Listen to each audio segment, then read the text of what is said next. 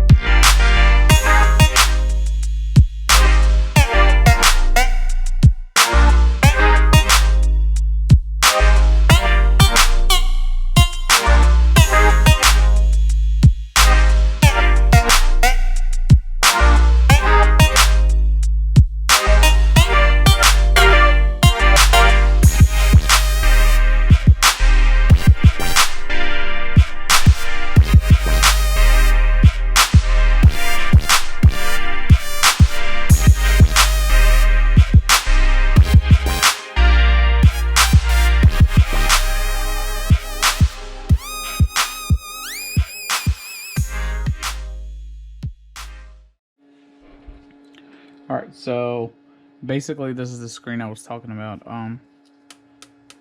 Oh, that fell out. So we're just gonna take 2 screws out, and I'll take that green filter off. When it comes to this one, the one I've previously disassembled isn't actually the same kind, but it's slightly different than this. But this doesn't seem to be much different. Obviously, there's an LED in there. I'll check it out. I might swap it for one of the new ones. I have plenty of amber. I have plenty of red. I have even blue if I wanted to. But yeah, this will be this is what I was talking about. These are little blanks. So, and all it is the bolts are right there, and they just plug in. I could change that. I could do whatever here, but I'll wait till later. So for now I'm gonna leave this alone because I don't know what to do there yet. But I know I can mess with this little screen, take the filter off. That way the backlighting is amber rather than green. That ugly green that the factory gave us. So I've seen people actually change these screens for like something that gives you like more information, like a modern screen would. Like they even have like little designs in there that move around and whatnot, or they actually like move with the revolutions. So it's all up to you. They sell these actually, so there's a few websites that sell them, but I don't want any of that. I might actually go with a custom dash once the swap is in. For now, I just actually want to see my dash during the night. So yeah, that's it. I'm gonna change this real quick and keep going.